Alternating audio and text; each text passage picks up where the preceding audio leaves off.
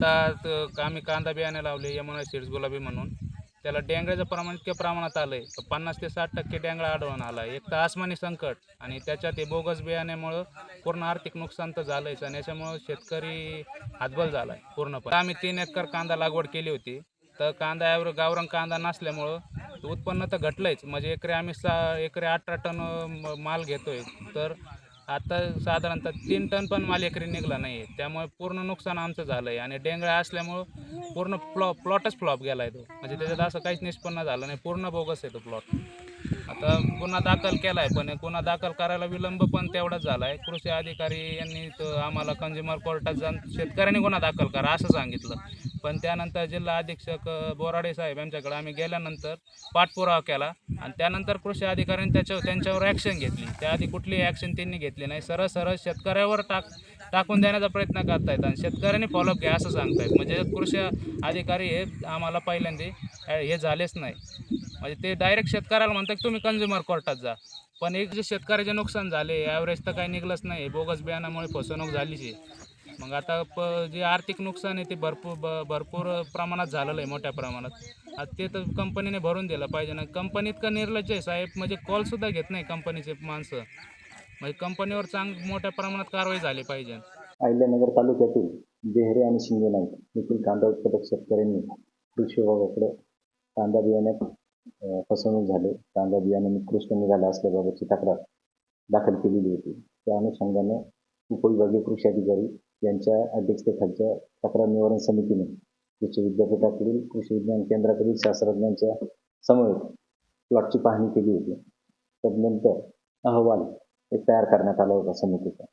त्या अनुषंगाने प्राप्त अहवालाच्या अनुषंगाने सविस्तर तपासणी करण्याकामी आपण नगर तालुक्याचे गुणनियंत्रण निरीक्षक कांबळे साहेब यांना सूचना दिल्या. त्या अनुषंगाने त्यांनी कृषी सेवा केंद्र आणि बियाणे उत्पादक कंपनी यांच्याकडे जे काही दस्तऐवज उपलब्ध झाले त्यांची सखोल तपासणी केली, छाननी केली. छाननीच्या दरम्यान आपल्याला दोन्ही स्तरावरती म्हणजे कृषी सेवा केंद्राच्याही पातळीवरती आणि बियाणे उत्पादक कंपनी जी होती त्यांच्याही पातळीवरती काही अक्षम्य गैरप्रकार करून शेतकरी बांधवांची फसवणूक केल्याचे प्रकार निदर्शनास आले. MIDC पोलीस स्थानकामध्ये गुन्हा दाखल केलेला आहे.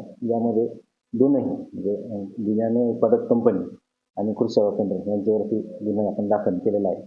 ज्या वाहनाची विक्री करणं अभिप्रेत होतं ती तशी केलेली नाही आहे. तसंच बियाणे उत्पादक कंपनीला त्या वाहनाच्या उत्पादनासाठीचा आयुक्तालयाचा परवाना नसताना सुद्धा त्यांनी ती विक्री केलेली होती. अशा दोनही पातळ्यांवरती गैरप्रकार करून शेतकरी बांधवांची फसवणूक करण्याचं इंटेन्शन सकृतदर्शनी दिसून आल्यामुळं FIR तशी दाखल करण्यात आलेली आहे. हो, 5 एकर मध्ये कांद्याचं बियाणं घेतलं होतं मी स्वामी समर्थ कृषी सेवा केंद्र चिंगवे येथून 10 किलोचं बियाणं घेतलं होतं.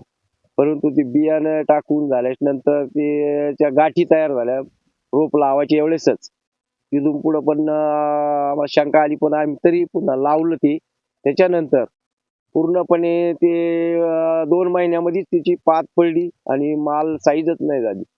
आणि आम्ही मग त्याच्यानंतर कृषी खात्याला विद्यापीठला अर्ज दिले आणि त्यांनी मग येऊन पाहणी केली. पण त्यांनी आज सांगितलं का हवामानाच्या अंदाजावर बियाचा विषय म्हणजे त्यांनी उल्लेख केला नाही. बियाणं बोगस म्हणून उल्लेखच केला नाही त्यांनी का हवामानाच्या अंदाज शेजारी कांदे निघले, माझ्याच कांद्यावर कसं काय डेंगळ्याचं हवामान आलं असं त्यांचं म्हणणं आलं. डेंगळ्याच्या हवामानावर आलं तुमचं कांद्याचं खराब झालं. माझ्याच कांद्यावर कुठून आलं? तर लोकांचे कांदे शेजारी माझे जवळ बांधाला कांदे निघलेत आणि माझेच कांदे कसं काही खराब झाले. मग असं म्हणायचं मला हे यांना आहे ना कठोर शिक्षा व्हायला पाहिजे. बियाणीवाल्यांना दुकानदारांना त्यांनी फार मोठी नुकसान केली. माझी आर्थिक नुकसान 5 लाख रुपये खर्च झालेला आहे माझा आतापर्यंत. ते मी त्यांना आपल्याला खायला तर लागेल ना पोटाला. काय खायचं आता? आपले कांदे गेले पुरी होता का आम्हाला तुम्ही? मी घरचं आवरीते, लेकरं बघते, सारं बघते, जा तुम्ही कामाला. सुना माझ्या जसे कांदे गेले आमच्या तसे कामाला जाऊ राहिल्यात. लोकांची इथं ते डेऱ्यात जाऊ राहिल्या, देर वाटाला जाऊ राहिल्यात. नसेल तर मी त्यांना तुम्हाला धरून देईन कुठं कामाला आहेत काय आहेत म्हणून त्यांचा फोटो पण पाठवीन तुम्हाला. पण आमच्यासाठी काहीतरी बघा. लय खर्च केला आम्ही, जे नाही ते खर्च केला आम्ही. वारीला नाही गेलो कांद्यासाठी. नको आमचे कांदे झांबडायचे, आम्हाला वारीला पण नाही यायचं म्हणलं. मग आता आणखीन याच्या पुढं काय करावं आम्ही? आमचे पार हातपाय टेकले आता. नातवंड माझे लय लहान लहान आहेत, मी त्यांना घेऊन रोप उपटलं उन्हात आणायचं. लय हाल झाले माझे. रोप उपटताना 3-4 इंजेक्शन घेतले मी. डॉक्टर म्हणायचे आजी तुम्ही रोप नका उपटू. म्हणलं बाया भेटत नाही, पैसे द्यायला नाही. मग असं करून मी रोप उपटलं कसं तरी.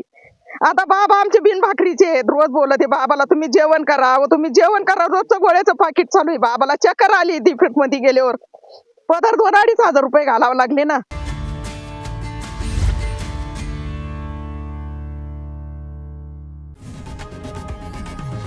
लोकशाही मराठी ऐका, पहा, जागरूक रहा.